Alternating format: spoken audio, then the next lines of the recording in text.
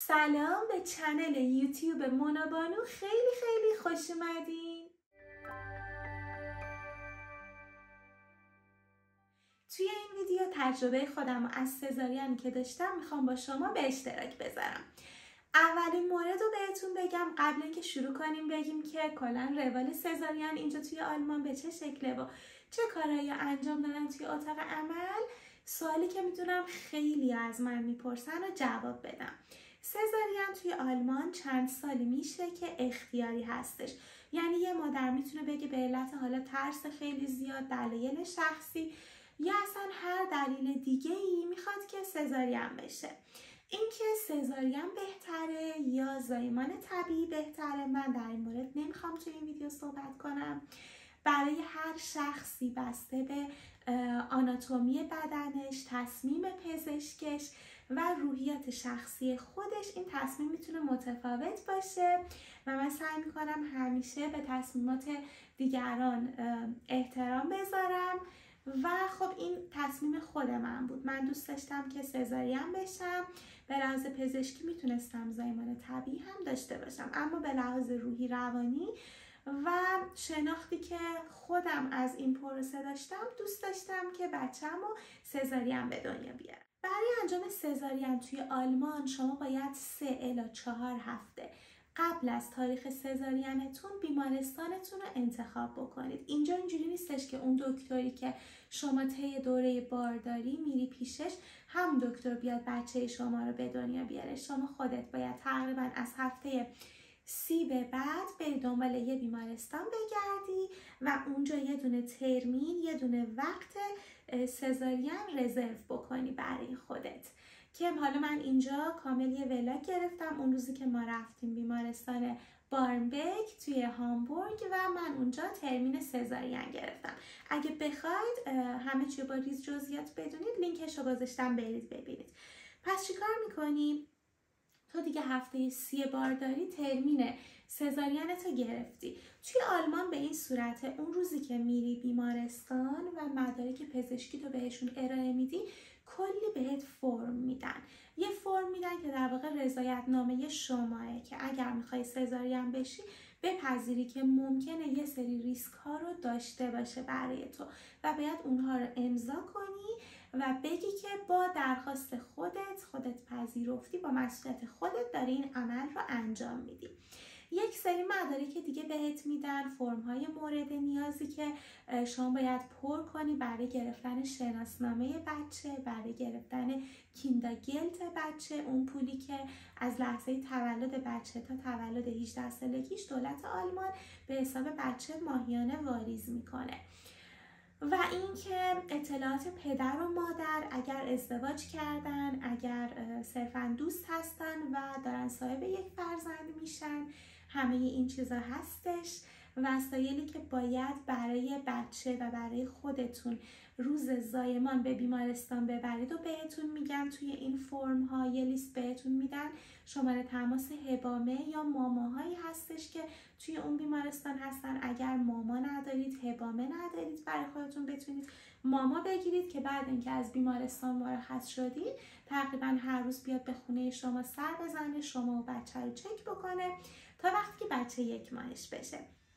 خلاصه این مدارک رو بهتون میدن و روزی که نوبت سزارین شما میشه که برای من 4 مارس بود، یعنی 14 اسفند، ما فقط خودم، رضا، همسرم با مامانم و وسایل خودم و بچه رفتیم بیمارستان. دیگه اونجا نیاز نبود بریم پذیرش بشیم، بگیم که بیاید به ما اتاق بدید. همه چی آماده بود. صبح ساعت 7 راهی بیمارستان شدیم و اونجا ما رو به یه اتاق منتقل کردن. در واقع یه اتاق به ما دادن که اونجا یه دونه تخت داشت که من اونجا بتونم راحت دراز بکشم و منتظر بمونم که تایم رفتن به اتاق عمل من برسه. ما تقریبا 3-4 ساعتی از ساعت 7 تا 11 اینا توی اون اتاق موندیم، من و رضا و مادرم 3 تایی.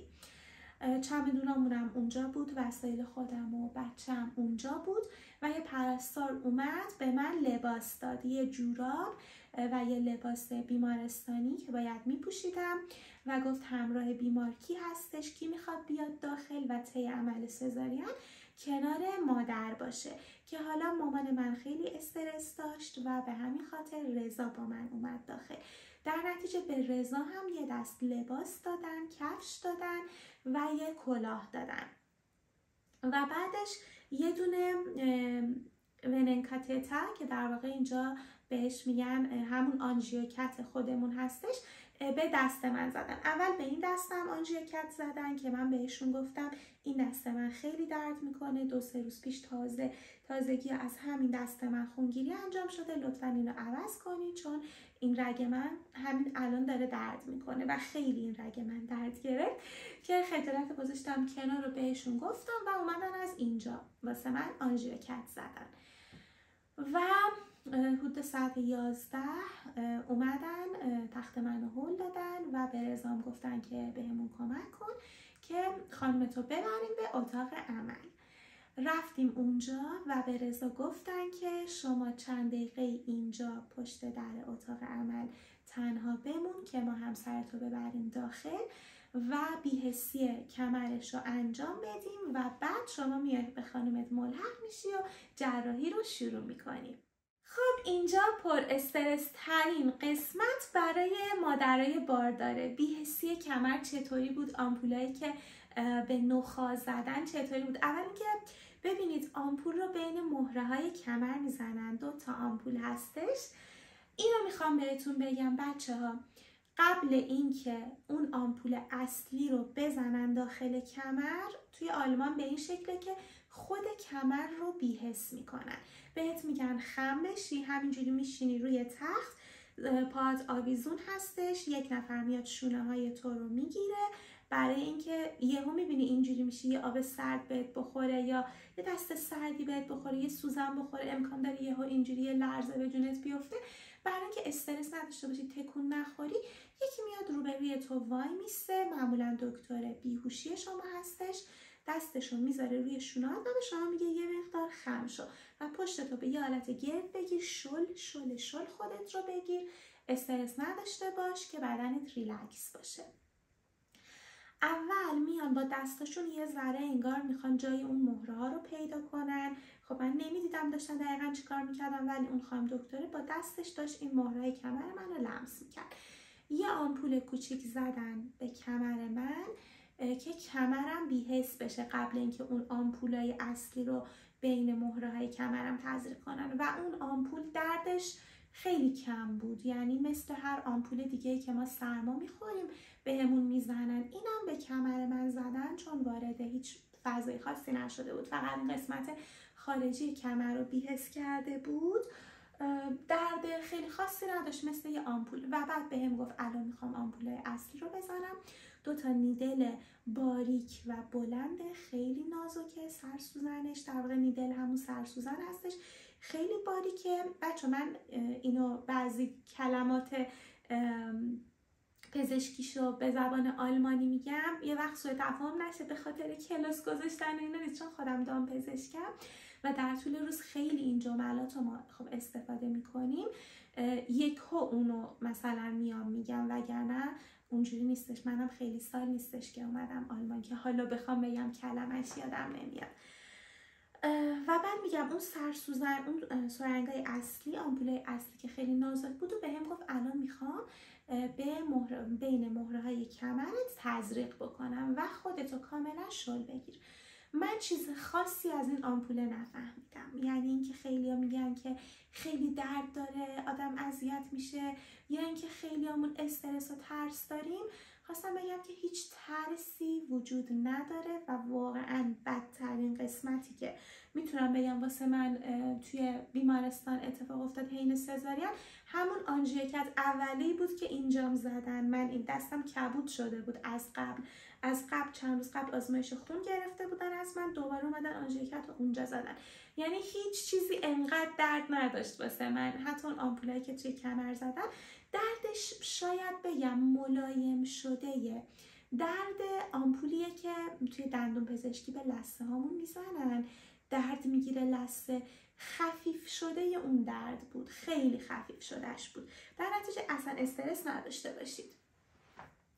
سوال بعدی که خیلی ها میپرسن اینه که مونا سند واسط گذاشتن درد نداشتی، اذیت نشدی؟ بچه توی آلمان، حالا نمیدونم توی ایران به چه شکل هستش، فالو برای اینستاگرام میگفتن که توی ایران سند رو قبل اینکه کمر رو بی‌حس کنن میذارن، در واقع توی بخش میذارن. اما توی آلمان، حداقل توی این بیمارستان بارنبک توی هامبورگ که من رفتم، فکر میکنم کلا روال انجام سزارین اینجا به این شکل باشه. بعد اینکه من از کمر به پایین بی‌حس شدم سند رو برای من گذاشتن، یعنی من هیچ چیزی از سند نفهمیدم. بعد اینکه بی‌حسی رو زدم به من گفتن دراز بکش و یه چند ثانیه‌ای ما وقت داریم، تو هنوز کامل بی‌حس نشدی. به من گفتن آروم آروم یه ذره ببین خودتو میتونی بکشی پایین‌تر، پوزیشنت بیاد پایین‌تر. من یه ذره رفتم پایین ولی حس می‌کردم پاهام داره سنگین میشه، یه ذره بالا انگار نشسته بودم. گفتم دراز بکشی یه ذره بیا پایین، گفتم دیگه نمیتونم. و بعد من رو سند رو گذاشتن برای من، گفتن الان می‌خوایم سند رو بزنیم و بعد به شونه 3-4 نفری آوردن منو گرفتن منتقل کردم روی تخت اتاق عمل. همه این کارا روی اون تختی انجام شده بود که توی اتاق اولی که بهم دادن من دراز کشیده بودم، همون تخت رو هل دادن آوردن اتاق عمل. بعد اینکه بی‌حسی کمرم رو زدن سند رو گذاشتن، منو بلند کردن گذاشتن روی تخت اتاق عمل. حالا من یه کولی بازی در آوردم اینجا بچه ها، نمیدونی چی کار کردم. استرس گرفته بودم. علتش هم چی بود؟ من کلا هیچ ترسی از خود سزارین نداشتم به هیچ عنوان، ولی یهو حس کردم که این بی‌حسی که به کمر من زدن داره به دیافراگم من فشار میاره و چون میگم خودم دام پزشکم و میدونستم روال این جراحی چجوریه به چه شکله، اینو میدونستم. خودشونم از قبل توضیح داده بودن که اصلا چرا دکتر بیهوشی توی اتاق سزارین وجود داره. امکان داره این بی‌حسی که توی کمر شما میزنن یواش یواش بیاد بالاتر، یعنی کمر به پایین رو قراره بی‌حس کنه دیگه. امکان داره یه مقدار دوزش طوری زده بشه که به تنفس شما هم فشار وارد کنه. من یهو حس کردم تشنمه و از شب قبلش هم ناشتا بودم. یه تشنگی اومد سمت من به محض اینکه بی‌حس شدم.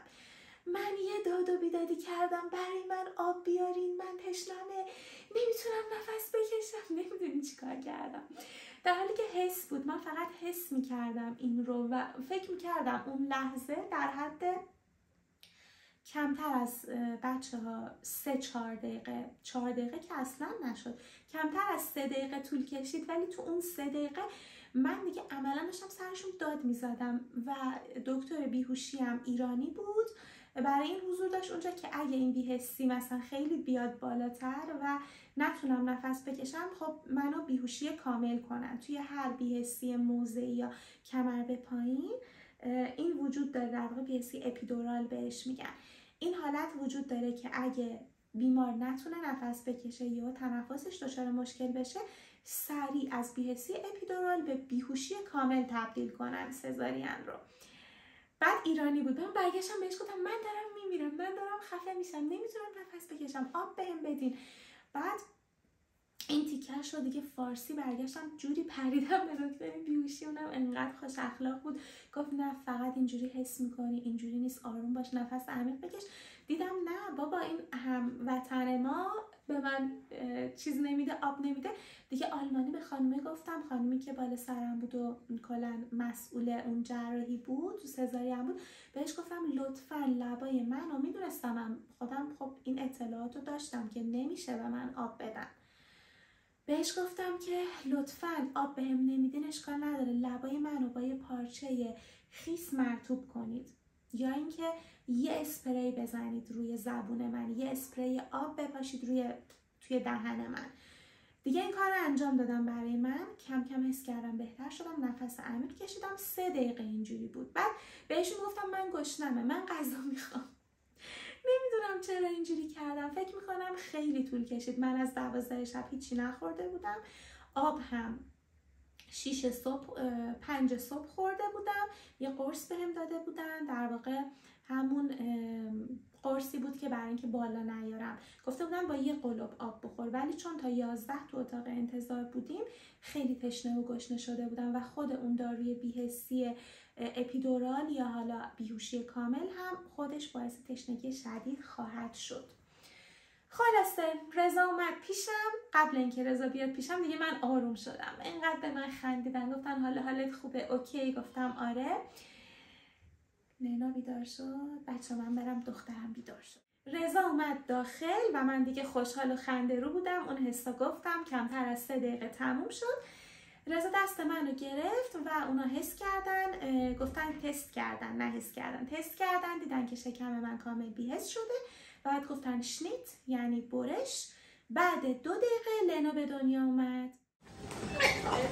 بچه‌مه 11:36 دقیقه.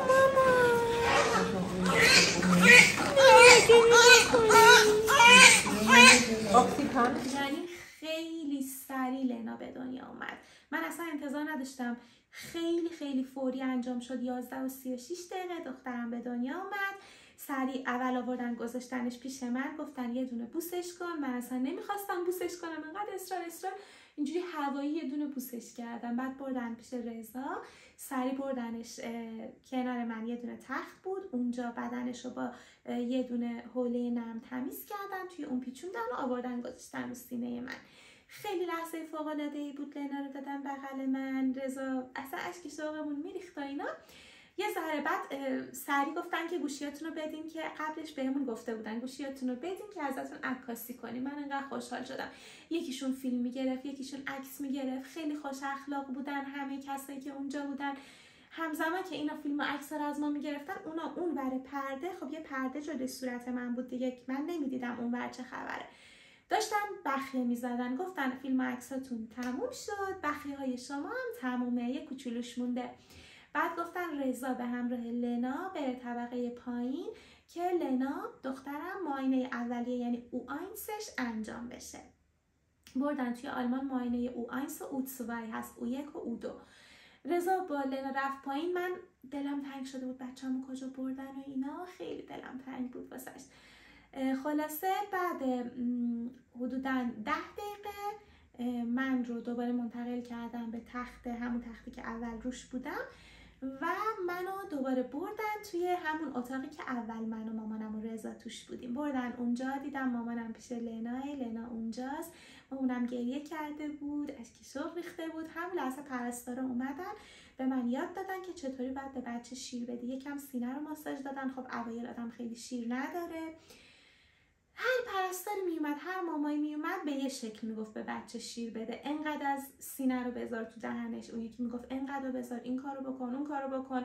خیلی سعی کردن ولی همشون به من یاد بدن که باید چی کار کنم. در کل من راضی بودم، هیچ دردی هم نداشتم. یه نکته مهم، توی وقتی که رضا و لینا رفتن پایین تو اتاق عمل یه اتفاق دیگه هم افتاد. دکترم اومد با همون دکتر بیهوشی که گفتم ایرانیه، دستگاه سونوگرافی و بعد اینکه شکم منو کامل دیگه بخیاشو زده بودن، با دستگاه سونوگرافی داشتن نگاه میکردن و 2 تا آمپول خیلی سوزنش بلند بود و تزریق کردن این طرف اون طرف رحم من و بهم گفتن این باعث میشه که شما تقریبا تا 10 روز خیلی درد نداشته باشی. بیشترین تاثیرش 10 ساعت اوله، ولی تا 10 روزم رحم تو رو آرومتر نگه میداره. درد داری ولی نه به اون شدتی که باید داشته باشی، ولی بیشترین تاثیرش تا 10 ساعته. خلاصه در نتیجه من که رفتم توی بخش هیچ دردی نداشتم. غذا که برام آوردن خوردم، خیلی گشنه بودم.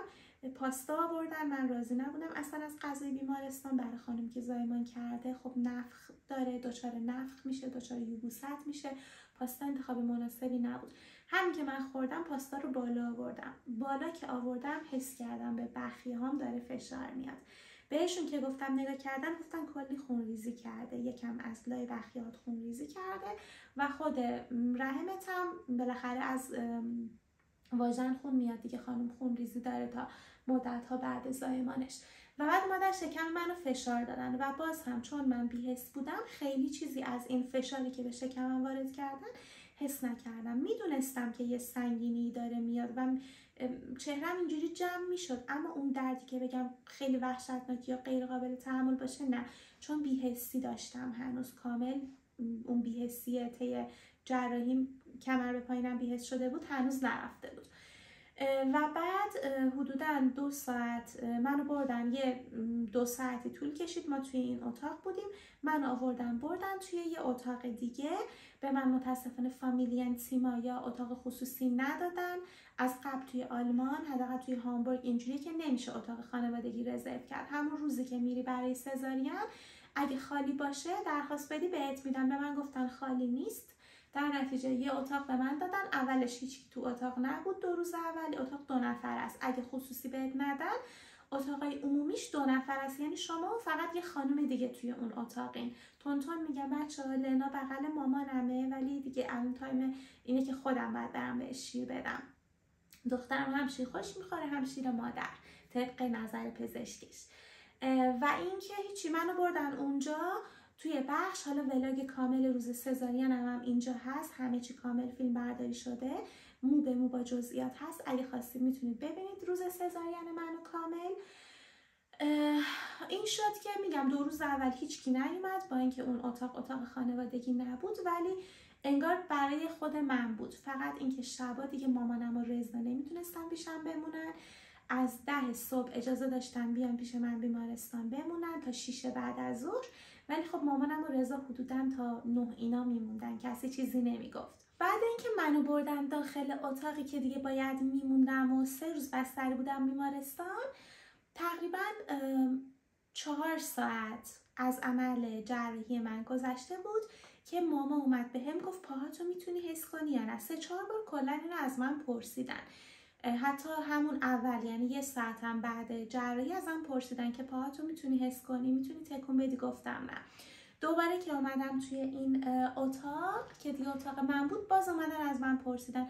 حدوداً 4 الی 5 ساعت گذشته بود از سزارینم که گفتم آره تقریبا میتونم حس کنم و گفتن اجازه میدیم نیم ساعت دیگه بگذره، بعد میایم کمکت میکنیم که خودت بلند شی و راه بری. هر چقدر سریعتر بتونی بلند شی و راه بری، زودتر حالت خوب میشه و سر پا میشی. خلاصه اومدن کمکم کردن و منو بردن سرویس بهداشتی و چون دیگه تونستم خودم راه برم، سند رو هم دیگه خارج کردن، دیگه خودم میرفتم دستشویی میومدم و اینا. و همون لحظه یکی اومد بهم یاد داد که پوشک بچه رو این شکلی باید عوض کنی و من هنوز حالم خوب بود، بی‌حسی گرفته بودم. قرص مسکنم بهم داده بودن و بهم گفتن تا 10 روزم بعد از سزارینت هر 6 ساعت یک بار تو باید مسکن دریافت کنی. یه مسکن خیلی خیلی قوی وجود داشت که هر 12 ساعت یک بار بهم میدادن، ولی گفتن که فقط 2 روز اول میتونیم بهت بدیم. خیلی وقتا من بعد 7-8 ساعت حس میکردم دردم داره شروع میشه، بهشون میگفتم من یه مسکن قوی تر میخوام. ببینید یه مسکن روتین بهم داده بودن، کنار خودم بود، دقیقاً میزی که کنار خودم بود و آب اینا روش بود، مسکنا رو گذاشته بودن اونجا. یه دونه قرص هم داده بودن، مزه قرص نعنا میداد، جویدنی بود، میگفتن اون کمک میکنه که نفخای داخل شکمت خارج بشه. و خیلی بهم میگفتن که تو راه برو که نفخ و گازی که توی شکم خارج بشه. میگفتن کلا کسی که زایمان میکنه خیلی شکمش دچار نفخ میشه، به خصوص توی سزارین اینجوری هستش و اون قرصه کمک میکنه. از طرفی هر 6 ساعت یک بار من مسکن داشتم ضد درد و دیگه حالا آمپولم که گفتم تزریق کرده بودن داخل رحمم. و سوای این مسکن ها میگم یه قرصی بود اسمش نمیدونم چیه، خیلی مسکن قوی بود بچه ها، یعنی تا من اونو میخوردم یه ساعت بعدش آروم میشدم. به هم میگفتن هر 12 ساعت یه باره، ولی من هر 8 ساعت یک بار ازشون میخواستم. یه دکمه که دارم بود اونو میزدم، ماما میومد میومد میگفتم من خیلی درد دارم، من مسکن قوی میخوام، یکم من باید بزرگ نمایی کنی وگرنه بهت نمیدن مسکن خیلی خیلی قوی. میگن اگه با همین قرصایی که 6 ساعت یه بار دادیم اوکی که اوکی، اگه نه که مسکن قوی تر میاریم. و بعد 2 روز به هم گفتن دیگه این مسکن قویه رو نمیتونیم بهت بدیم، چون بعد از 2 روز دیگه وارد شیرت میشه و ممکنه به بچه منتقل بشه. دیگه اونو به هم ندادن و کم کم از روز 3 دردای شکم من شروع شد. نه دردی که بگم غیر قابل تحمل باشه، اما روز اول بعد از سزارین خیلی حال عمومیم بهتر بود. خیلی هم دیدن که من راه میرفتم، بچه شیر میدادم، قشنگ همه کاری بچه خودم انجام میدادم. ولی از روز 3 به بعد شروع شد این دردها. اومدیم خونه و خب من سختم بود دراز بکشم، پاشم، یه مقدار تو دراز کشیدن و پا شدن اذیت شدم. ولی اگه بخوام بگم در مجموع من خیلی راضی بودم از عمل سزارینم، بیش از حد راضی بودم. اگه 1000 بارم برگردم عقب باز هم سزارین رو انتخاب میکنم. و دکتر زنانم به هم گفت خیلی بیشتر از اینها باید استراحت کنی. من چون درد حس نمی کردم روزای اول، 3 روز اول درد حس نمی کردم، خیلی واقعا فعال بودم، خیلی پویا بودم، خیلی می اومدم می رفتم که به هم گفتن اشتباه این کارت و درسته راه بری خوبه، کارت انجام بدی خوبه، ولی نه در این حد. و شاید اگه برمیگشتم عقب بیشتر استراحت می کردم، راه می رفتم که اون نفخ‌ها، اون گازهای روده خارج بشه، ولی باز بیشتر استراحت می کردم. کلا بهتون بگم من تقریبا 1 هفته 10 روز بعد از عمل سزارینم دیگه خیلی راحت تر بودم.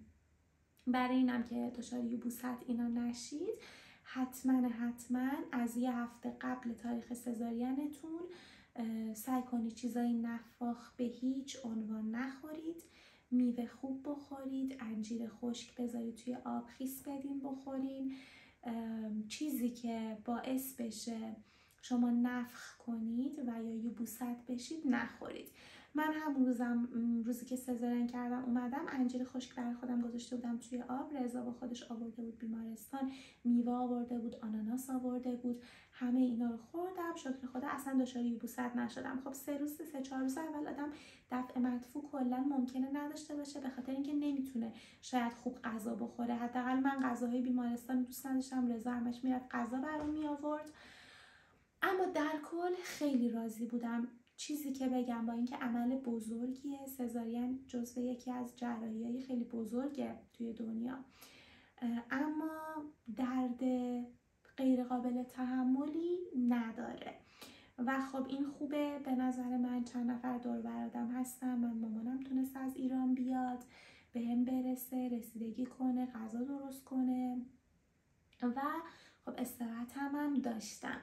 اینه که تجربه من از سزارین این بود. یه نکته‌ای که برای من دچار مشکل شده بودم این بود که اون لباس زیر 1 بار مصرفی که میدادن مال بیمارستان بود. خب فری سایز، خیلی هم راحته، اتفاقا دارم اینجا بخوام نشونتونم بدم. حالا نشون نمیدیم ما سوژه نشیم. به من داده بودن خونم بیارم با خودم. فری سایزه، یه لباس زیر توریه، خیلی کش میاد ولی 3 تا کش داره این وسطش و کش پایینی دقیقا خورده بود روی خط بخیه های من و من متوجه این موضوع نبودم، اصلا نفهمیدم که درد میکنه، چون مسکن و ضد درد گرفته بودم اصلا حس نمیکردم.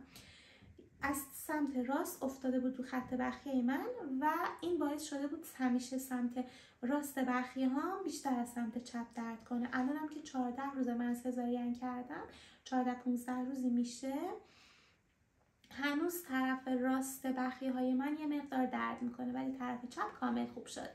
حالا عمومم انقدر خوب بود. بعد از 2 روز 3 یه خانم اوکراینی اومد توی این اتاق من که در واقع عمومی بود. اون زایمان طبیعی انجام داده بود. با این حال من خیلی بهتر از اون بود، یعنی حال من روز اول خیلی بهتر از حال اون بود.